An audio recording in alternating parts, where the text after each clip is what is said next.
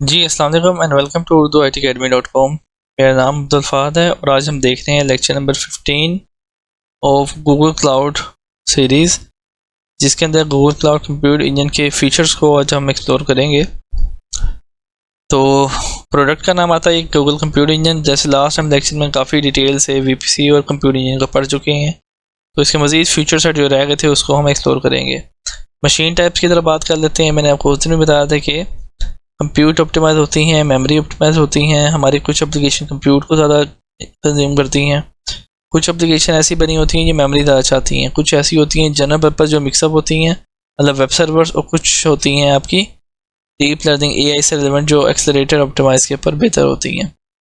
तो इस चीज़ों के ऊपर आगे मूव ऑन करते हैं। ये डायग्राम में काफ़ी डिटेल में थ्योरी की लेक्चरें पढ़ाई है, आप उसको रेफर कर सकते हैं।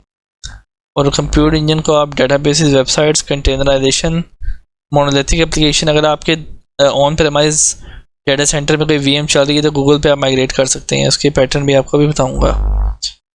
तो ये हमारा एंड था। अब हम चाहते हैं हैंड्स ऑन की तरफ देखते हैं कि हम क्या क्या एक्सप्लोरेशन इसके अंदर कर सकते हैं।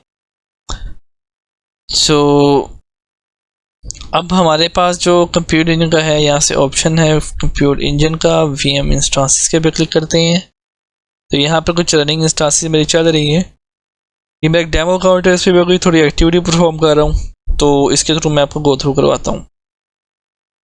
उस दिन हमने वीपीसी मतलब पास लेक्चर्स में हम वीपीसी क्रिएशन, वीपीसी के फंक्शंस, फायरवॉल, एक्सटर्नल आईपीज वो देख चुके हैं। मतलब लैंडिंग जोन क्रिएशन हमें अल्हम्दुलिल्लाह आ चुका है पूरा। अब हमने लास्ट लेक्चर में वीएम्स को बनाना और वीएम्स को कनेक्ट करने की भी प्रैक्टिस कर ली है इस कंसोल पे। अब हम इस लेक्चर में करने जा रहे हैं कि मैं मज़ीद फीचर्स बताऊँगा क्या चीज़ कैसे काम करती है। ठीक है, तो यहाँ पर इंस्टांसेस है, इंस्टांसेस के साथ है जी इंस्टांसेस स्केड्यूल्स का ऑप्शन। इंस्टांसेस स्केड्यूल क्या करता है कि आप इंस्टांसेस स्केड्यूल के थ्रू क्रिएट स्केड्यूल कर अपनी मशीन्स को एक टाइम फ्रेम के ऊपर ऑन एंड ऑफ कर सकते हैं। फॉर एग्जांपल मैं कहता हूँ इसका मैं नाम कहता हूँ 9 to 7 एग्जाम्पल के तौर पे रीजन। फॉर एग्जांपल जहाँ मेरी एप्लीकेशन या वीएम चल रही हैं, मैं कहता हूँ जी मेरे पास यूरोप वेस्ट 6 की जो रीजन है उसके अंदर ये हो, ये पास स्टार्ट टाइम क्या हो मशीन्स का। मैं यहाँ से कैलेंडर क्लिक करता हूँ, मैं कहता हूँ मेरे पास सुबह 9 बजे मेरी मशीनें स्टार्ट हो जाएँ दफ्तर के टाइम में, और मशीनें स्टॉप किस टाइम हो जाएँ। मेरी मशीन स्टॉप हो जी रात को तकरीबन 7 बजे वीकेंड से 8 बजे कह रहा है, इसको 8 कर देते हैं। ठीक है, इसको यहाँ क्लिक करते हैं। तो स्टार्ट टाइम मशीनों का क्या होगा जो इस रीजन में होंगी, और स्टॉप टाइम क्या होगा। ये 9 to 7 का स्केड्यूल मैं बना रहा हूँ। फिर टाइम जोन की बात करेंगे तो टाइम जोन में हमारे पास आता है PAKIS Pakistan, Pakistan standard time. Initiate date अगर आपने इसको छोड़ दिया तो ये आज से स्केड्यूल लग जाएगा। किस तारीख से स्टार्ट करना है वो भी यहाँ पे दे सकते हैं। फ्रीक्वेंसी क्या सेट करनी है स्केड्यूल की आपने, रिपीट डेली, वीकली और मंथली। तो मैं डेली पे करके देखता हूँ, उसके बाद मैं नीचे चला जाता हूँ और मैं इसको सबमिट कर देता हूँ। अभी एक 9 to 7 का एक स्केड्यूल क्रिएट हो चुका है, और जिस स्केड्यूल क्रिएट किया है इसके अंदर मशीनों को एंटर नहीं किया, इसके पर क्लिक किया जाता है। उसके बाद यहाँ पे ऐड इंस्टांसेस टू स्केड्यूल किए जाते हैं। यहाँ पर अगर मेरे इस रीजन में कोई इंस्टांस चल रहे हों तो सिर्फ मैंने उसको चेक बॉक्स को लगाना है और ऐड कर देना है, और वो स्केड्यूल उसके ऊपर अप्लाई हो जाएगा जो भी इंस्टांसेस स्केड्यूल के अंदर पड़े होंगे। तो हम डिफरेंट मशीनों के लिए डिफरेंट स्केड्यूल्स को भी डिज़ाइन कर सकते हैं कि हमारी कंपनी की अगर डिफरेंट रोटेशन शिफ्ट पे काम हो रही थी कुछ प्रोजेक्ट्स पे, तो मशीनों को उन स्केड्यूल्स के अंदर हम ऐड कर सकते हैं। लेकिन ये रीजनल रिसोर्स होता है, आपको हर रीजन वाइज अलग से एक स्केड्यूल डिज़ाइन करना पड़ेगा और उसके अंदर मशीन्स को ऐड करना पड़ेगा। तो ये इसका तरीकाकार है। इसको डिलीट कैसे करते हैं, यहाँ क्लिक किया, उसको मैंने यहाँ से डिलीट कर दिया, ये मैं डिलीट कर दिया इसको। तो आपकी स्केड्यूल के ऊपर मशीन्स पावर ऑन और पावर ऑफ हो जाएंगी, एक्सेसिबल और नॉट एक्सेसिबल हो जाएंगी। इसका ये फीचर है। ये पहले क्लाउड्स में सबसे पहले गूगल लॉन्च किया है। आई एम नॉट श्योर कि ये अमेज़ॉन में भी आ चुका है कि नहीं। एज्योर में इसका है, ऑटोमेशन अकाउंट्स के थ्रू इसे किया जाता है। यहाँ पर एक बहुत ईजी टू यूज़ फीचर है, इसका कॉम्प्लेक्स नहीं जितना एज्योर में है। अच्छा, अगला फीचर है जी इंस्टांस टेम्पलेट्स। इंस्टांस टेम्पलेट्स कैसे काम करती है मैं आपको बताता हूँ। ये हमारे पास एग्जांपल दूंगा, ये एक मशीन है। तो मैं अगर करूँगा इंस्टांस टेम्पलेट, यहाँ पे क्रिएट इंस्टांस टेम्पलेट करता हूँ, तो मैं आपको फीचर्स दिखाता हूँ ये करता है क्या। इंस्टांस टेम्पलेट एक ऐसी चीज़ है कि आपने एक टेम्पलेट बना लेनी है, स्टैंडर्ड टेम्पलेट, और उस टेम्पलेट के थ्रू आप मशीनों को बनाया करेंगे। फॉर एग्जांपल मैं कहता हूँ यहाँ पर मेरे पास हार्डन्ड HARDENED टेम्पलेट हमेशा बनती है इमेज से, याद रखिएगा। इमेज बनाना, अगले नीचे इमेज के ऑप्शन भी इसको देख लेते हैं। हार्डन्ड इसका नाम रखा मैंने। उसके बाद इसका एक साइज रखूँगा, ये साइज़ है, और साइज़ फॉर एग्जाम्पल 2 और 4 रख दिया, E टू मीडियम। मतलब इस टेम्पलेट के थ्रू जो भी मशीन बनेगी बेसिकली ये यूज़ हो रही होती है आपकी लोड बैलेंसर के बैकएंड पे भी यूज़ हो रही होती है टेम्पलेट।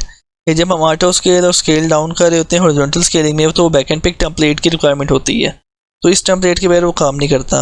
और टेम्पलेट के बैकएंड पे आप क्या क्या कर सकते हैं, टेम्पलेट के बैकएंड पे आप यहाँ पर जाकर यहाँ से चेंज बोर्ड इसमें करके कोई इमेज को भी इस्तेमाल कर सकते हैं। इमेज वो जो आपने एक मशीन पूरी रेडी की है, उसके बाद उसका इमेज क्रिएट किया है, वो इमेज भी यहाँ पर इस्तेमाल हो सकती है। तो पब्लिक इमेजेस में क्या होती हैं, जो गूगल की पहले की प्रोवाइडेड होती हैं, और कस्टम इमेजेस में क्या होती हैं, जो आप खुद बनाते हैं। इसे भी कैंसिल करता हूँ, जस्ट इसे यहाँ करूँगा, क्रिएट करूँगा, नेटवर्क शेयर रखिंग इसकी सेट करूँगा तो हो जाएगा। इससे पहले मैं आपको दिखाता हूँ जी बाकी फीचर साइड, ये इसके बाद देखेंगे आपको इसकी मज़ीद डिटेल एक्सप्लेनेशन अभी समझ आएगी इमेजेस के बाद। तो सोल टेनर नोड्स क्या है जी, मेरे पास सोल टेनर नोड्स एक डेडिकेटेड हार्डवेयर सर्वर होता है जो गूगल में ख़रीदा जाता है, और ये इसके अंदर नोड ग्रुप्स का, नोड टेम्पलेट्स का एक कंसेप्ट है। ये बेसिकली एक जो गूगल में आपके पास VM चल रही है वो होती है शेड आर्किटेक्चर के ऊपर, ये शेड होस्ट पर जा रही होती है, याद रखिएगा, ठीक है। चाहे आप N2D लें, चाहे आप N सीरीज लें, चाहे इवन कोई ना कोई शेड एक होस्ट के ऊपर सारी मशीन चल रही होती हैं। अब मैं सोल टेनेंसी आपको बताता हूँ क्या होती है। सोल टेनेंसी गूगल क्लाउड, तस्वीर यहाँ पे आ रही होती है, ये मैं आपको इससे बताता हूँ आम हालात में क्या हो रहा था। ये तस्वीर है जी मैं इसको थोड़ा सा जूम इन कर दूँ। आम हालात में क्या हो रहा था कि आप मुख्तलिफ कस्टमर हैं, पहला अब्दुल फाद है, दूसरा काशिफ है, तीसरा XYZ है, तो तीनों की ये ग्रीन है। ग्रीन कस्टमर की एक VM ये है, हाइपरवाइज़र है, हाइपरवाइज़र इज सेम, ठीक है। कस्टमर की जो VM है ये कलरफुल इन्होंने थोड़ा सा चेंज किया हुआ इसका। अब कस्टमर नंबर 1 ग्रीन है, तो ग्रीन का ये सारा VM1 चल रही है ग्रीन, ठीक है, एक ही हार्डवेयर के ऊपर। उसके बाद कस्टमर 2 है, इस हार्डवेयर के ऊपर VM2 किसी और कस्टमर की चल रही है, और VM3 एक कस्टमर की ये चल रही है। अब यहाँ पर कस्टमर जो अगला जो एक बेसिकली मल्टी टेनेंट होस्टिंग का हिसाब है। मल्टी टेनेंट होस्टिंग में जो आपके पास है एक हार्डवेयर के ऊपर मल्टीपल क्लाइंट्स की VM चल रही होती हैं। गूगल इस तरह काम कर रहा था, मैं आपको बताता जाऊँ, ठीक है। और vCPU आपको दिए जाते हैं, डेडिकेटेड कोर नहीं दिए जाते हैं। अगर आपको डेडिकेटेड कोर रिक्वायर्ड हैं और ये आपको हाई कैपेसिटी vCPU रिक्वायर्ड हैं, तो उसके लिए आपको N2D और इस तरह की सीरीज लेनी पड़ती हैं। अब कोर टू vCPU रेशियो क्या होती है, एक मज़ीद टेक्निकल टॉपिक है, जो VMware के प्लेयर हैं वो इसको बेहतर समझ पाएंगे। इसके अलावा जो सोल टेनर नोड है वो क्या देता है आपको फिजिकल कोर्स की एक्सेस देता है मशीन हार्डवेयर लेवल पर, जो कि हाई परफॉर्मेंस कंप्यूटिंग HPC में आपके पास इस्तेमाल हो रहा होता है। तो जो हाई प्रोसेसिंग या आपकी कहते हैं जिसको जो SIP tunneling, protocoling, high performance computing, SAP HANA, वो ज़्यादातर सोल टेनर नोड के ऊपर प्रेफर्ड होता है। इस पर मैं आपको एक चीज़ और बताता हूँ, आपके पास जो सोल टेनर नोड है उसके ऊपर सिर्फ आप ही की VM चलती हैं, लेकिन मसला ये है कि आपको पूरा का पूरा सोल टेनर नोड ख़रीदना पड़ता है, ना कि आप ये कहते हैं यार हम ये सोल टेनर नोड दे दो जिसमें 32 GB रैम हो, ठीक है, और 8 प्रोसेसर। ऐसा नहीं होता, इसमें कम से कम 92 प्रोसेसर है, 92 प्रोसेसर है, और 100 GB ऑफ रैम है। लेकिन आपको पूरा ख़रीदना पड़ता है, चाहे VM एक बनाओ, पैसे आपके पूरे, आप पैसे जो आपने पूरे के पूरे देने हैं। इसमें ये एक कम्प्लेक्सिटी है। सो ये बड़े कस्टमर होते हैं, उनको ये सूट भी बड़ा करता है, इसकी प्राइसिंग बड़ी अट्रैक्टिव होती है, और गूगल के ऊपर सोल टेनर नोड इस टाइम सबसे सस्ते हैं एज़ कम्पेयर टू एज़्योर और अमेज़ोन। यहाँ पर गूगल हमेशा विन करता है हाई परफॉर्मेंस कंप्यूटिंग के अंदर। तो ये व्यू हो गया थोड़ा सोल टेनेंसी का। इसका setup and creation vast term काफ़ी डिटेल काम है, वो उसको हम पिक नहीं करेंगे। और इसके लिए कोटास भी होने ज़रूरी हैं। कोटास क्या होते हैं साथ वो भी आपको नेक्स्ट टाइम मैं कोटा भी सिखा दूँ, फिर अगले फ्यूचर की तरफ जाते हैं। सो गूगल में जब आप डिफ़ॉल्ट या अकाउंट बनाते हैं QUOTAS,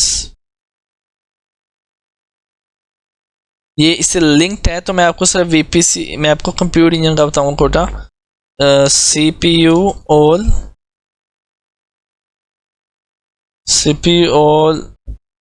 regions, CPU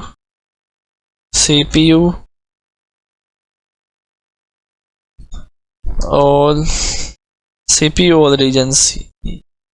तो इस अकाउंट में जो कि मेरा क्रेडिट कार्ड पे कस्टमर ने साइन अप किया हुआ है, इनवॉइस्ड बिलिंग नहीं है, इस अकाउंट में मेरे पास सिर्फ 12 CPUs की लिमिट है ऑल रीजन्स में। मतलब मैं 12 vCPU से ज़्यादा CPU ही इस्तेमाल नहीं कर सकता। अब सवाल ये होता है इंक्रीज़ किस तरह होगा, तो ये सिर्फ गूगल की बिलिंग टीम इंक्रीज़ कर सकती है, इसके अलावा देयर इज़ नो वे कि यू कैन डू दिस, याद रखिएगा। तो मूव कर रहे हैं आगे की तरफ। कोटा को भी देख लिया, बाय डिफॉल्ट अकाउंट में होते हैं 12 की लिमिट होती है, जो इनवॉइस्ड बिलिंग ना हो क्रेडिट कार्ड से आप खरीदते हैं अपना अकाउंट। अगर आपने मशीनें चलानी कंपनी के लिए तो आप कभी भी इस पर नहीं जा सकते, याद रखिएगा। लेकिन ये with the passage of time जो आपका बिल $1,000-2,000 से ऊपर होता है, 24-25 से भी थोड़ी बढ़ती रहती है। अब जाते हैं सोल्ट नोट को भी देख लिया, कोटास को भी देख लिया, मशीन इमेजेस को देख लेते हैं। मशीन इमेजेस क्या चीज़ है हमारे पास, जो हमारी रनिंग मशीन होती है, यहाँ पर जो मेरी रनिंग मशीन होती है इसका मैं एक इमेज बना के रखता हूँ, और उस इमेज के थ्रू अगर कोई डाटा डिस्ट्रॉय होता है मशीन पे, उसको रिकवर करता हूँ। यहाँ पे जाता हूँ, इस पर क्लिक करता हूँ, तो यहाँ पर आप टॉप पर ये ऑप्शन दे सकते हैं कि क्रिएट मशीन इमेज, इस पर क्लिक करते हैं आप। इसका मैं नाम रखता हूँ image for image 1, image 2 for recovery purpose. इसकी सोर्स VM कौन सी है, Ubuntu क्लाइंट, मल्टी रीजन है। अगर आपने इसको लोड बैलेंस से किसी और मजीद चीज़ों में यूज़ करना है तो अब इसको आप मल्टी पे भी रख सकते हैं, ठीक है, लेकिन हम इसे रीजनल रख सकते हैं, not an issue for us. अगर हम कल को इसे किसी और रीजन पे भी डिप्लॉय करना चाहेंगे, मशीन को यूरोप के किसी और रीजन में भी डिप्लॉय करना चाहेंगे, तो हम इस मल्टी रीजन इमेज को यूज़ करते हुए डिप्लॉय कर पाएंगे। ये भी एक चीज़ है इसमें, इमेज को यूज़ करते हुए मशीन को डिप्लॉय कर सकते हैं डायरेक्टली। अब इसके बाद क्या चीज़ है, ये गूगल की इंक्रिप्शन है, कस्टमर की इंक्रिप्शन है, ये ऑप्शन से क्रिएट कर देंगे, सिंपल एज डैट। इस फ्यूचर में क्या मशीन को इमेज बना के रखते हैं, मशीन अगर डिस्ट्रॉय हो जाए तो उसी फेज से उसको वहाँ पर रिस्टोर कर सकते हैं, काइंड ऑफ एक बैकअप का ऑप्शन है ये। TPUs ये टेंसर प्रोसेसिंग यूनिट है, I haven't explored them yet, आज तक मैंने इस पर काम नहीं किया क्योंकि ये मशीन लर्निंग से रेलिवेंट कोई टेक्नोलॉजी है और इसका API भी इनेबल करना पड़ता है। इसके बाद आगे चलते हैं कमिटेड ड्यू डिस्काउंट्स के ऊपर। कमिटेड ड्यू डिस्काउंट से करते हैं जी, आप परचेज कमिट पे क्लिक करते हैं, आपको ये ऑप्शन भी एक्सप्लोर करवा देता हूँ कि कमिटेड ड्यूज जो डिस्काउंट्स है उसमें क्या होता है कि जो मेरी मशीन्स चल रही हैं गूगल में, आपको यहाँ पर दिखाता हूँ मशीन्स चल रही हैं। तो अभी मेरी मशीन्स कितनी चल रही हैं, किस यूरोप में हैं जी, यूरोप वेस्ट 2 में। अब मैं क्या करूँगा, मैं करता हूँ यूरोप वेस्ट 2, EUROP वेस्ट 2, ये मेरी कमिटमेंट हो गई, ठीक है, इसका नाम रख दिया मैंने COMMIT। अब मैं यहाँ पर क्या करता हूँ, मैं यूरोप वेस्ट 2 देता हूँ, यूरोप वेस्ट 2।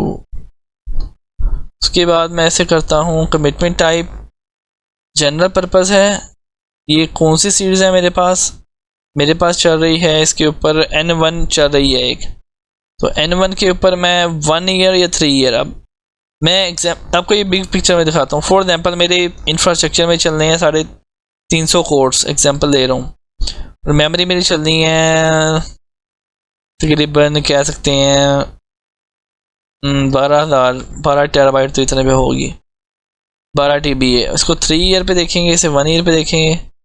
अब ये GPU के ऊपर भी कमिटमेंट मिलती है, लोकल SSD पे मिलती है। मैं कहता हूँ लोकल SSD भी चाहिए होंगी, तकरीबन 40 लोकल SSD भी चाहिए होंगी।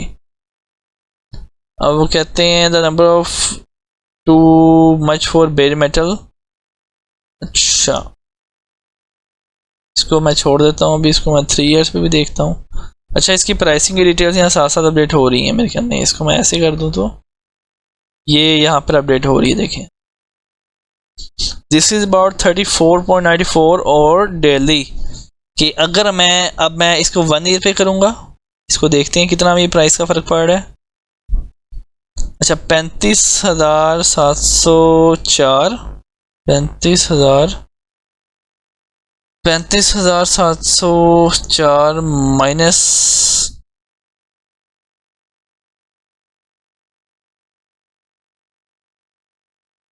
25,506, तो $10,000 आपकी मंथली सेविंग होगी अगर आप कमिटमेंट परचेज करते हैं 3 ईयर की। 1 ईयर पे करेंगे तो और होगी, लेकिन PSU का रेट सबसे ज़्यादा होता है, याद रखिएगा। PSU का रेट अभी इसका निकालेंगे तो वो इससे भी ज़्यादा होगा, तो कह सकते हैं अब 40,000 होगा। तो N1 की आपने 300 कोर्स यहाँ डेडिकेट कर ली, 12 TB अराउंड रैम आपने डेडिकेट कर ली। उसके बाद आपने GPU CPU भी आपको चाहिए होंगे, अगर तो टेस्ला T4 या वो आपको चाहिए हो तो आप उसे भी कर सकते हैं।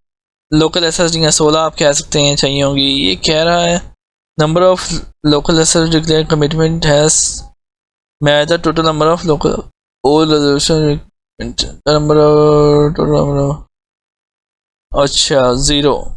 अभी वो चल नहीं रही ना, इस वजह से मसला शायद है। इसको मैं डल कर देता हूँ, इसको मैं डल कर देता हूँ। तो लेकिन आप ये खरीद सकते हैं reservation. Compute use discount do not apply to preemptible VMs F1 micro G1 and shared core और एक्सटेंडेड मेमोरी, इन पे अप्लाई नहीं होता कमिटेड सॉरी ये रिजर्वेशन सिर्फ इन पे अप्लाई होता है। रिजर्वेशन आप परचेज करते हैं, ये चीज़ है। लाइसेंस कमिट के ऊपर आप सूजी का आई थिंक लाइसेंस कर सकते हैं, इसके अलावा कोई फीचर सेट इसमें नहीं है। माइक्रोसॉफ्ट वाला कोई मजाक इस पर नहीं है, हाँ सिर्फ सूजी था, आज भी सिर्फ सूजी है। सूजी के साथ का कोई वेंचर है तो उसके ऊपर आप कोई कमिटमेंट परचेज कर सकते हैं। सो मूविंग फॉरवर्ड, कमिटमेंट्स भी देख लें। जब आपकी प्रोडक्शन में बहुत ज़्यादा मशीनें चल रही हैं, कमिटमेंट्स को इस्तेमाल करते हैं। Very important feature migrate for compute engine, इसके ऊपर पूरी की पूरी लैब और गूगल की स्पेशलाइजेशन का पाथ है। माइग्रेट फॉर कंप्यूट इंजन के ऊपर, अब माइग्रेट फॉर कंप्यूट इंजन की API लेवल करनी पड़ती है। ये मैं आपको व्यू करवाता हूँ किस तरह काम करता है। Very interesting feature. API base के ऊपर आप माइग्रेशन कर सकते हैं। लास्ट टाइम तक ये VMware को सपोर्ट करता था बैकएंड पे, और Hyper-V को सपोर्ट नहीं करता था। सिर्फ और सिर्फ VMware से डायरेक्ट मशीनें पूरी आप माइग्रेट कर सकते हैं। ये फीचर सेट वहाँ पर अवेलेबल था। मैं देखता हूँ API इनेबल हो चुकी है, यस दिस इज इट। तो इसका एक वर्जन 4 है, एक वर्जन 5 है। बाय डिफ़ॉल्ट ये वर्जन 5 पे आता है। इसके जो सोर्स के अंदर पहले हमें इस पर कुछ कन्फिगरेशंस करनी होती हैं। वर्जन 5 एक क्लाइंट वाला होता है। वर्जन 5 का मैं बताता हूँ क्या तरीका है, थोड़ा डिटेल स्पीडली बता देता हूँ। आप एक अप्लायंस इंस्टॉल करते हैं गूगल की अप्लायंस अपने vCenter में इंस्टॉल करते हैं। VMware से काम कर रहे हैं लोग, जानते होंगे इस चीज़ को।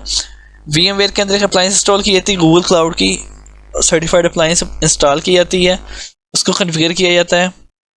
उसके बाद उसका API कनेक्शन बन जाता है इसके साथ। और ये जो माइग्रेशन की टाइप है विदाउट एनी VPN काम करती है API के ऊपर। तो वो मशीन डायरेक्ट गूगल के ऊपर मशीन को माइग्रेट करने की सलाहियत रखती है, ठीक है। और जो वर्जन 4 के ऊपर है, वर्जन 4 के ऊपर आपको VPN एस्टेब्लिश करना पड़ता है और VPN के ऊपर आपकी होती है। लेकिन मोस्टली लोगों को कोटा के इशूज़ आते हैं वर्जन 4 के ऊपर, तो इसके ऊपर कोटास के ऐसे इशू नहीं होते। यहाँ पर सोर्स में अपने डाटा सेंटर काफ़ी ये डिटेल चीज़ है। असेसमेंट टूल चलाना आता है। असेसमेंट टूल के बाद आपको इसकी रिपोर्ट बनानी आती है। क्लाउड एंड ड्योर एक दो टूल सेट हैं इसके, फिजिक्स क्लाउड फिजिक्स के नाम से। तो उसके बाद असेसमेंट टूल चलता है, उसके बाद आपको कोर्स पे चलती है, उसके बाद आप देखते हैं कितनी आप शिफ्ट कर सकते हैं, कितनी रिहोस्ट या रिफ्रेश करनी पड़ेगी, कितनी आपको इंप्रूव करनी पड़ेगी, कितनी लेगेसी है। वो लंबा काम होता है। ये पूरे डाटा सेंटर के माइग्रेशन प्रोजेक्ट्स बनते हैं। फिर सोर्सेज में क्या चीज़ होती हैं, फिर migration group, wave groups, targets, ये काफ़ी डिटेल्ड है। Migration is a full part of Google cloud specialization. इसके बाद जी गूगल क्लाउड के पूरे स्पेशलाइजेशन पार्टनर होते हैं, लाइक ERP पार्टनर, इस तरह के पार्टनर फलाना। अब यहाँ पर ये जो डिस्क आप देख रहे हैं बेसिकली ये डिस्क वो है जो कि आपकी मशीनों की चल रही हैं। मेरे पास ये मशीन चल रही हैं 1 2 3 4। तो मेरे पास कौन सी है जी 1 2 3 4 ही उनकी डिस्क बनी हुई है जिसके साथ वो अटैच्ड है। देखें इन यूज़ बाय मशीनों के नाम आ रहे हैं, साइज़ ये आ रहा है। अगर मैंने इसका स्नैपशॉट बनाना हो तो मैं इसका स्नैपशॉट डायरेक्टली बना सकता हूँ, या मैं इसकी इमेज बना सकता हूँ, या मैं इस डिस्क को क्लोन करके इससे इमेज बना के उससे डायरेक्ट मशीन बना सकता हूँ। तो स्टेप क्या होते हैं, सबसे पहले आपका स्नैपशॉट बनता है, स्नैपशॉट से आपकी डिस्क इस स्नैपशॉट से आपकी क्या बनती है जी, सबसे पहले स्नैपशॉट बनता है, स्नैपशॉट से आपकी डिस्क बनती है, डिस्क से आप इमेज बना सकते हैं, इमेज को आप लोड बैलेंसर में इस्तेमाल कर सकते हैं, या आप डायरेक्टली क्या कर सकते हैं स्नैपशॉट से डिस्क बनाते हैं, डिस्क से डायरेक्ट आप मशीन पे मशीन क्रिएट कर लेते हैं। ये भी एक स्टेप है आपके पास, मतलब प्रोसीजर ये भी इस्तेमाल हो सकता है। डिस्क का आप स्नैपशॉट डेली भी स्केड्यूल कर सकते हैं, इसका ऑप्शन मौजूद है यहाँ पे। ये स्नैपशॉट्स हैं, यहाँ पे स्केड्यूल स्नैपशॉट्स के आपने कोई क्रिएट स्नैपशॉट डायरेक्टली करना है किसी मशीन का, उसका नाम दें, उसकी सोर्स डिस्क दें और उसका स्नैपशॉट बन जाएगा। ठीक है, if any issues then we can make a disk from that snapshot, उसको हम मशीन में रिवर्ट कर सकते हैं। इसे मैं कैंसिल करता हूँ, अभी मैं आपको अगला दिखाता हूँ कि आप ये स्नैपशॉट स्केड्यूल भी डिफाइन कर सकते हैं। स्नैपशॉट स्केड्यूल किसी भी वीम का डिफाइन करेंगे कि यार इसका डेली इतने भी स्नैपशॉट बन जाए, या 3 दिन बाद स्नैपशॉट बन जाए, या इस टाइम स्नैपशॉट बन जाए। तो ये सारे फीचर शायद इसके अंदर अवेलेबल हैं और ये गूगल की फ्री सर्विसेज हैं, कोई इसका लाइसेंस प्राइस नहीं होती, याद रखिएगा। ये सारे बता रहा हूँ एडवांस हैं, सिर्फ कंप्यूट बनाने के पैसे होते हैं, कंप्यूट चलाने के पैसे होते हैं। कंप्यूट बनाने के भी नहीं, कंप्यूट को बनाकर चलाने के पैसे होते हैं। अब यहाँ पे काफ़ी डिटेल फीचर्स हैं, नाम दे सकते हैं, डिस्क्रिप्शन दे सकते हैं, लोकेशन बताएंगे, स्नैपशॉट की लोकेशन बताएंगे, फ्रीक्वेंसी बताएंगे, डिलीशन रूल के यार इतने दिन बाद ही डिलीट हो जाए, 7 दिन बाद, 5 दिन बाद, तो जितने दिन स्टोरेज कंज्यूम होगी उतने दिन के आपको पैसे बढ़ेंगे। एप्लीकेशन कंसिस्टेंट स्नैपशॉट्स भी अवेलेबल है गूगल के पास, ये भी ऑप्शन देखें। इसके लिए गूगल का जो गूगल क्लाउड का जो क्लाइंट है, मॉनिटरिंग एजेंट है, वो आपकी वीएम्स पर प्रॉपरली इंस्टॉल्ड और इंटीग्रेटेड होना चाहिए। इसके लिए रिक्वायरमेंट है जैसे कि VMware का एजेंट इंस्टॉल होता है। स्नैपशॉट्स के लेवलिंग यूज़ कर सकते हैं। फिर आते हैं जी इमेजेस की तरफ। अब इमेजेस क्या चीज़ है, कुछ इमेजेस मैं आपको ये बताता हूँ कि ये इमेजेस आपकी गूगल की बाय डिफ़ॉल्ट इमेजेस हैं, काफ़ी ज़्यादा हैं। अगर जाऊँ नीचे इसके, सो अराउंड 185 इमेजेस गूगल की मौजूद हैं डिफरेंट टर्म्स में। अगर आपको वहाँ पे पब्लिक इमेजेस में नहीं मिल रही तो आप इस इमेज को यूज़ करते हुए भी कस्टमाइज तरीके से इसके थ्रू एक मशीन को क्रिएट कर सकते हैं, लेकिन आप इन्हें डिलीट नहीं कर सकते, गूगल की बाय डिफ़ॉल्ट लाइब्रेरी से आपको आ रही हैं। लेकिन आप ये कस्टमाइज के थ्रू अपना इंस्टा ज़रूर बना सकते हैं, या आप एक इमेज भी बना सकते हैं और उस इमेज को यहाँ लाइब्रेरी में रख सकते हैं, इसको किसी और प्रोजेक्ट के साथ भी शेयर कर सकते हैं। तो जब हम माइग्रेशन कर रहे होते हैं हम इस वाली इमेज को इस्तेमाल कर रहे होते हैं, माइग्रेशन करने के अंदर ना इसको हम इस्तेमाल कर रहे होते हैं, इस वाली इमेज के फीचर को, क्योंकि ये शेयर हो सकता है। तो शेयर विद सम प्रोजेक्ट इसमें ऑप्शन होता है। इसके बाद जी इंपोर्ट है, एक्सपोर्ट है। अच्छा एक चीज़ मिस हो गई कि इंपोर्ट का फीचर मैं आपको बाद में दिखाता हूँ, ऊपर की तरफ आ जाता हूँ थोड़ा। इमेजेस से हम पहुँच चुके हैं। इंपोर्ट वाला क्या फीचर है, इंपोर्ट के फीचर को देख लेते हैं। बिगिन इंपोर्ट करता हूँ, ये मैं आपको दिखाता हूँ। इंपोर्ट फीचर प्राइसिंग भी बता रहा है, मैं आपको ये चीज़ बताता हूँ किस तरह काम करती है। एनेबल एपीआईज़ करनी पड़ेंगी।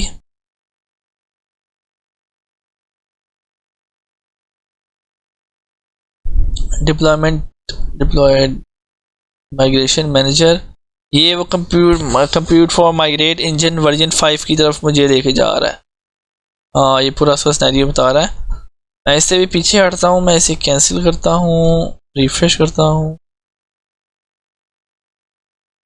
ये फीचर सॉरी ये वही वाला है, मैं समझ रहा हूँ। मैं अगर डिस्क की बात करूँ तो मैं आपको दिखाना चाह रहा हूँ गूगल में हम जो है इमेजेस में है। फिर let me try to this source disk, yes यहाँ से है, मैं समझ गया। अगर आप इसका एक पैटर्न होता है तो ये आप देख रहे हैं, ये 3-4 तरीके की इमेज कैसे कैसे यहाँ पे काम कर रहा होता है। स्नैपशॉट हमने देख लिया, डिस्क भी हमने देख लिया क्या चीज़ है। आप इमेजेस की तरफ आते हैं। इमेज का नाम है for example my on premise image, ये मैंने इसका नाम दे दिया। सोर्स क्या है, आपकी डिस्क हो सकती है, आपकी स्नैपशॉट हो सकती है, आपकी इमेज हो सकती है, मतलब जो आपने ऊपर इमेज की थी मशीन की, ये वाली मशीन इमेजेस, इसको भी आप एज अ सोर्स इस्तेमाल कर सकते हैं। ठीक है, सबसे ज़रूरी चीज़। उसके बाद क्लाउड स्टोरेज की फ़ाइल हो सकती है। क्लाउड स्टोरेज के ऊपर आपको उसको एक्सप्लोर करना पड़ेगा कि वो कहाँ पड़ी हुई है। सो गूगल में आप VMDK से डायरेक्ट भी एक ड्राइव बना सकते हैं, इमेज बना सकते हैं, याद रखिएगा। मैं इसे कैंसिल करता हूँ यहाँ से। अब मैं ऐसे करता हूँ VMDK और VHD दो फॉर्मेट सपोर्टेड हैं। क्लाउड बिल्ड की API इनेबल होनी चाहिए, इसको इनेबल कर देता हूँ। ये मैं इनेबल करता हूँ क्योंकि गूगल क्लाउड बिल्ड ना, आप जब कोई VMDK या VHD फाइल को गूगल पे ऑन प्रेमाइस से शिफ्ट कर रहे हैं तो आप ये एक तो ऑप्शन है आपका माइग्रेट फॉर कंप्यूट इंजन का, ही मैंने आपको ऑप्शन बता दिया। दूसरा ऑप्शन, अगर आपके कोटा की कंस्ट्रेंट आ रही हैं, आप क्या करते हैं, बारी बारी ना VMs के स्नैपशॉट लेके ना ये VMDK और VHD फाइलें उठाते हैं ऑन प्रेमाइस से, और यहाँ पर आकर उसकी ना इमेज बना देते हैं और इमेज के थ्रू आप मशीन बना देते हैं। ये एक स्ट्रेट वे तरीकाकार है माइग्रेशन का। अगर आपके पास कंस्ट्रेंट आ रहा है कोटा का, जो कि मोस्टली लोगों के पास होता है जब तक वो इनवॉइस बिलिंग पे नहीं जाते।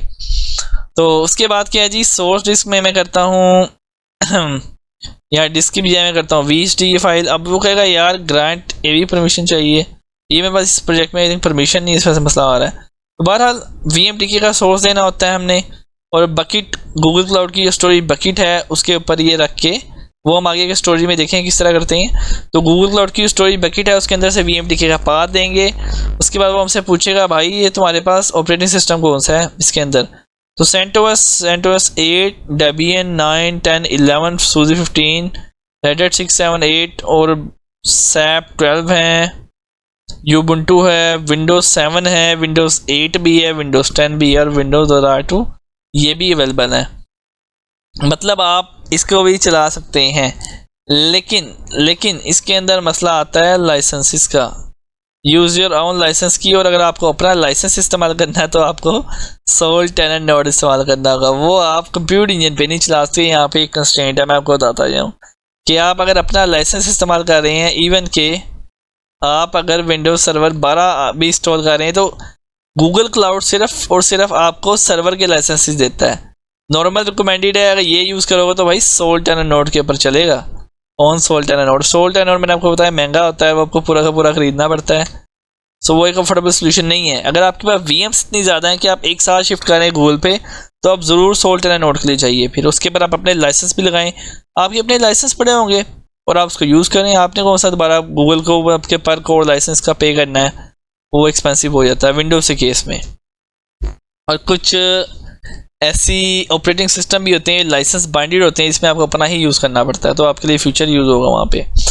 सो बहरहाल यहाँ पर ये लाइसेंसेस 12 सबके मिलेंगे, लेकिन विंडोज़ 10 और इसके आपको नहीं मिलेंगे, ये आपको अपने ही लगाने पड़ेंगे। उसके लिए आपको सोल टेनर नोड पे जाना पड़ेगा, ये इसका सोल्यूशन है।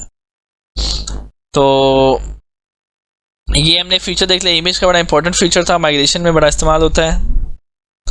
उसके बाद हम क्या करते हैं कि हम इस इमेज को हम प्रोजेक्ट के साथ शेयर भी कर सकते हैं। प्रोजेक्ट टू प्रोजेक्ट माइग्रेशन में भी इमेज का बहुत इस्तेमाल होता है, याद रखिएगा। अब इंस्टांस ग्रुप क्या होते हैं, इसमें इंस्टांस ग्रुप में जाएंगे तो जब हम लोड बैलेंसिंग को पढ़ेंगे तब मैं आपको इंस्टांस ग्रुप का ओवरव्यू करवाऊंगा कि इंस्टांस ग्रुप अनमैनेज, मैनेज और स्टेटफुल ये क्या चीज़ें होती हैं। ये हम लोड बैलेंसर के साथ पिक कर लेंगे इंशाल्लाह। इसके बाद हम जाते हैं जी हेल्थ चेक्स की तरफ। हेल्थ चेक को मैंने एक्सप्लोर, ये हेल्थ चेक्स वो वाले हैं कि ये भी लोड बैलेंसिंग के अंदर इस्तेमाल हो रहे होते हैं कि हेल्थ चेक आपको बताता है कि बैकएंड पे पोर्ट हेल्दी है या नहीं आपकी सर्विस की। इसके थ्रू ऑटो हील और डिफरेंट एक्शंस को परफॉर्म किया जाता है। उसके बाद आप जाते हैं OS पैच मैनेजमेंट की तरफ। तो पैच मैनेजमेंट आपका सेंट्रल पैचिंग सोल्यूशन है। इसके बाद आप न्यू पैच की कोई डिप्लॉयमेंट भी कर सकते हैं, VM इंस्टांसेस दे सकते हैं। ये हैं, देखिए इस पे अदर अपडेट्स अवेलेबल हैं, तो मैं इसके ऊपर अपडेट्स को पुश कर सकता हूँ। फिर पैच जॉब जो मेरी लगी होंगी, स्केड्यूल में कोई डिप्लॉयमेंट्स की होंगी, ये इसका बिल्ट इन पैच मैनेजर है एक तरह का गूगल का। लोग यूज़ कर रहे थे, मानती है इस तरह के सोल्यूशन जो उनकी कंपनी लाइसेंस नहीं आता, लेकिन गूगल में ये built in solution free of cost मौजूद है विदाउट एनी प्राइस। इसमें टोटल VMs बता रहा है और एक Ubuntu की VMs को कह रहा है कि यार आप पैच कर सकते हैं, इसके अवेलेबल हैं। अब मैं OS कॉन्फ़िगरेशन मैनेजमेंट में बताऊंगा। इसमें होती है स्टेट ऑफ अ इंस्टांस।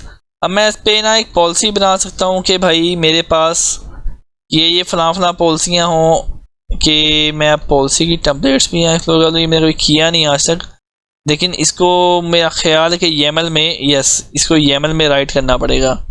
अब उसने गूगल का एक लिंक भी दिया हुआ है यहाँ, अगर मैं ऊपर करूँ कि आप पॉलिसियाँ किस तरह की बना सकते हैं, इसमें कैंसिल कर रहा हूँ। ये सिस्टम कॉन्फ़िगरेशन सेंटर इसे माइक्रोसॉफ्ट में कहते हैं प्रोडक्ट को। अब यहाँ पर पॉलिसी टेम्पलेट्स के उसने वो दिए हुए हैं। क्लाउड ऑपरेशन सेंटर्स की एग्जीक्यूट लाइनक्स स्क्रिप्ट की एक पॉलिसी है। इंस्टॉल MSI की, कि आपकी जितने भी नीचे सिस्टम में चीज़ चल रही हैं उसके ऊपर कोई चीज़ इंस्टॉल हो जाए। MSI ये क्या है, app and OS policy to install MSI downloaded from Google cloud storage bucket के सब पे इंस्टॉल हो जाए। मतलब आप एक पॉलिसी अप्लाई करते हैं कि मैंने पूरे इंफ्रास्ट्रक्चर में एक MSI सॉफ्टवेयर इंस्टॉल करना है विंडोज़ के, तो आप वो इसके थ्रू पुश कर सकते हैं, इस फीचर के थ्रू। ये सिस्टम स्टेट कॉन्फ़िगरेशन कहते हैं इसको, desired state desired state configuration बोलते हैं इसको। तो ये DSC का ऑप्शन है और इसकी असाइनमेंट्स वगैरह भी है। फिर VM इंस्टांसेस आप किसी को साइन कर सकते हैं, ऐसे असाइनमेंट किसी को दी गई है। तो ये एक बड़ा मज़े का फीचर है जिसके थ्रू आप कोई भी पॉलिसी पूरी अपनी रनिंग इंफ्रास्ट्रक्चर की VMs पे, लिनक्स पे, विंडोज़ पे अप्लाई कर सकते हैं। bare metal सोल्यूशन को मैंने एक्सप्लोर नहीं किया। ये R और N सीरीज़ और R सीरीज़ जो ओरेकल वाली हैं, ये उसके अंदर इस्तेमाल हो रहा होता है। तो इसको मैंने अभी तक यूज़ नहीं किया फीचर को, इसको मैं स्किप कर देता हूँ। अब bare metal का इसने बहुत एक्सटेंड किया है, इसमें NFS वॉल्यूम, NFS शेयर और नेटवर्क बड़ा कुछ डाल दिया है इसने, लेकिन पहले एक भी फीचर नहीं था यहाँ पे। तो वो ऑर्डर नेटवर्क्स की बात करें तो पता नहीं क्या क्या चीज़ आ गई है इसके अंदर। ये अब bare metal के अंदर भी क्या ऑर्डर नेटवर्क्स हैं। अब वो कॉन्टेक्ट कर रहा है गूगल के स्पेशलिस्ट से बात करें या स्टार्ट चैट करें। तो बहरहाल इसको मैंने अभी तक एक्सप्लोर नहीं किया फीचर को। ये bare metals के ऊपर ये देखें ना, पूरा का पूरा उसने कोई सिस्टम बनाए हुए इन चीज़ों पे। अब तो bare metal की एक अलग ही क्लास बनाई है इसने ओरेकल के लिए, इन चीज़ों के लिए कह रहा होता है। इसको मैं स्किप करता हूँ। फिर NFS शेयर्स, इसके फाइल स्टोरेज होंगे, इसके वॉल्यूम, इसकी हार्ड ड्राइव होंगी। bare metal सॉल्यूशंस की bare metal सॉल्यूशन मेरे पास इसमें मौजूद नहीं है तो मैं इसको भी आपको नहीं दिखा सकता। एक इंपॉर्टेंट फीचर है मीटा डाटा का। मीटा डाटा में क्या होता है कि आप यहाँ SSH कीज़ में जाते हैं। उस टाइम हमने उस दिन कैसे किया था लिनक्स को एक्सेस, लिनक्स को हमने एक्सेस ऐसे किया था कि हमने वहाँ पे SSH की को ऐड करवाया था। लेकिन यहाँ पर अगर आप SSH की को ऐड करवाएंगे अपनी, यहाँ पर अगर आप की ऐड करवाएंगे तो प्रोजेक्ट में जितनी भी लिनक्स की VMs आ रही हैं सबको आप एक्सेस कर पाएंगे प्रोजेक्ट वाइज SSH की, जिसे कहते हैं प्रोजेक्ट वाइज SSH की। तो इसके थ्रू आप कर सकते हैं। इसके अलावा OS लॉगिन फीचर और कुछ चीज़ें ट्रू हैं, इसको हम डिसेबल भी कर सकते हैं कि हमारा SSH ब्राउज़र बेस ना हो और हमारी मशीन एक्सेस ना हो।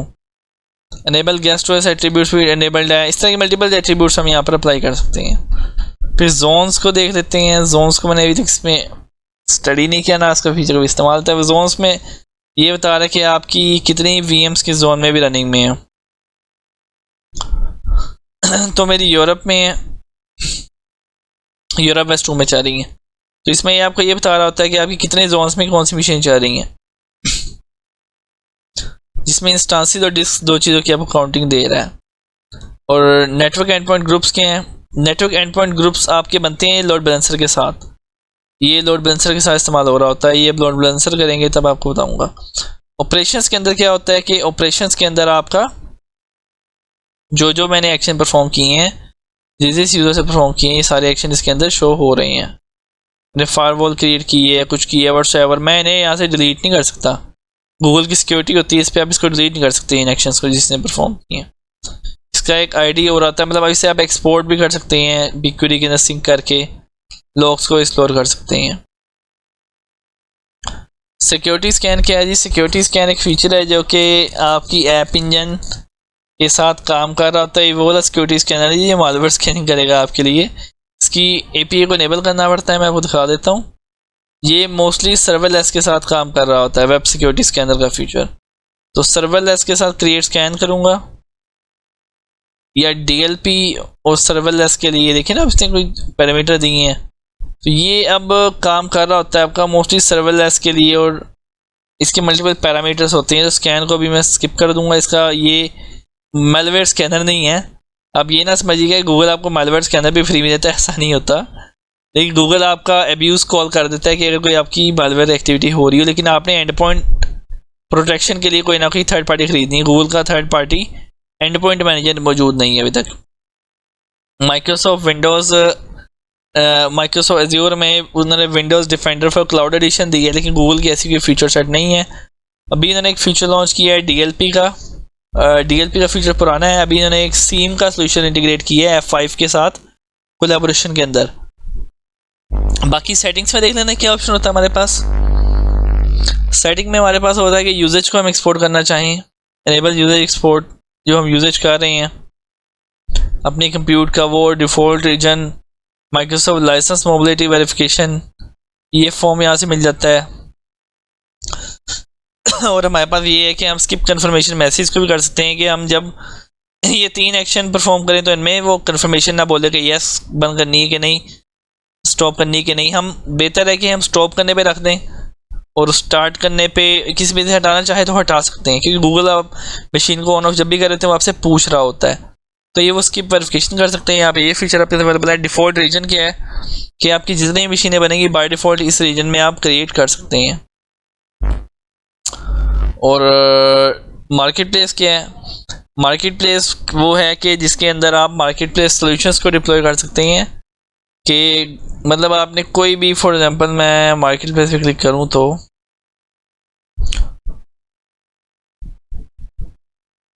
मार्केट प्लेस में कोई भी चीज़ मैं करना चाहूँ, Postgres SQL secured by SG, मैं कहता हूँ यार मुझे ज़ेबिक्स दो, ज़ेबिक्स अप्लायंस, ज़ेबिक्स 5.0, मुझे ज़ेबिक्स चाहिए और ज़ेबिक्स को मैं डिप्लॉय करना है कंप्यूटर इंजन पे, तो मैं डायरेक्टली यहाँ से ज़ेबिक्स को लॉन्च कर सकता हूँ। ये लॉन्च किया मैंने और किसी कंप्यूटर इंजन की मशीन के पास को रन करेगा। ये चेक एनेबल APIs हुई। अब ये नाम पूछेगा, अप्लायंस का नाम पूछेगा, डिप्लॉयमेंट का नाम पूछेगा, अप्लायंस का नाम पूछेगा, रीजन पूछेगा, मशीन की टाइप पूछेगा, प्राइस भी बता रहा होगा आपको। अगर इसके साथ कोई एसोसिएटेड लाइसेंस है वो लाइसेंस की प्राइस भी आपको बता रहा होगा। यूजेज फी वो बता रहा है कि GBP में है, $298.70 पर मंथ है इसकी अप्लायंस की यूजेज फ़ी, और काफ़ी एक्सपेंसिव लग रही है, ये GBP के अंदर है। और फॉर ऑल इंस्टांसेस बता रहा है, vCPU की बता रहा है, मतलब कि लाइसेंस की प्राइस अलग होती है। वो ये कंट्रैक्टर, इनका कॉन्ट्रैक्ट होता है डायरेक्ट वेंडर से, तो ये वेंडर को डायरेक्ट पैसे जा रहे होते हैं, गूगल को नहीं जा रहे होते।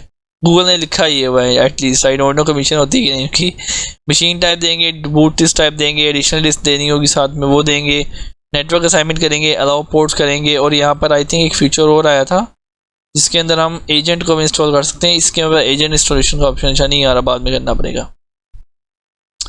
तो ये फीचर हो गया हमारा कि हम मार्केट प्लेस के थ्रू कोई भी हज़ारों टेम्पलेट गूगल के पास पड़ी हुई हैं, मार्केट प्लेस सोल्यूशन डिप्लॉयड है, वो आप गूगल के अंदर यहाँ पर डिप्लॉय कर सकते हैं।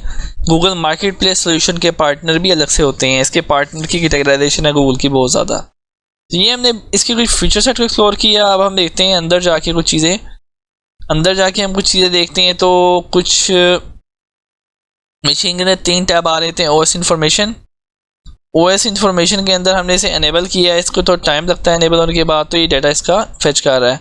ऑब्जर्वेबिलिटी के अंदर क्या होता है, मशीन के मेमोरी और CPU के इंस्टांसेस आ रहे होते हैं। स्क्रीनशॉट के अंदर ये फीचर एनेबल करना पड़ता है, तो मशीन का एक स्क्रीनशॉट आ रहा होता है कि वो किस स्टेट पे कंसोल पर खड़ी हुई है, लेकिन इसे भी मैंने किसी पे एनेबल नहीं किया। तो मैं इस फ्यूचर में जब मैं आपको मॉनिटरिंग के लैब करवाऊंगा इंशाल्लाह, तो तब इसे भी इनेबल कर लेंगे, इसको भी बड़ी डिटेल देखेंगे और इसकी भी डिटेल को स्क्रीनशॉट को भी स्टडी कर लेंगे। तो ये गूगल कंप्यूट के अभी मैंने फ्यूचर पढ़ाए हैं आपको ऊपर से, इनकी configuration is a whole lot of work. तो वो स्पेशलाइजेशन या it's a lot of hectic task में टाइम लगता है चीज़ों को मास्टरी करने में। इट टेक्स प्रैक्टिस, आप डेली बेसिस पे कर रहे होते हैं जब आपका हाथ इस पे सेट रहता है। तो अभी तक के लिए इतना ही था। आई होप कि मैंने फीचर सेट काफ़ी पढ़ा दिए हैं और 39 मिनट्स हो चुके हैं वीडियो को। तो मैं अभी के लिए वीडियो यहाँ पे क्लोज़ कर रहा हूँ और मैंने इसके फीचर्स को गो थ्रू करवा दी है। तो इंशाल्लाह मज़ीद किसी नए लेक्चर के साथ, आई होप कि आगे हम कॉस्टिंग भी रहती है हमारी, किस तरह निकालते हैं गूगल की कैलकुलेटर वगैरह, और मज़ीद किसी इंटरेस्टिंग टॉपिक्स के साथ मैं आपकी खिदमत में हाजिर होऊंगा। तब तक के लिए उर्दू IT एकेडमी की तरफ से अल्लाह हाफिज़, टेक केयर, अल्लाह हाफिज़।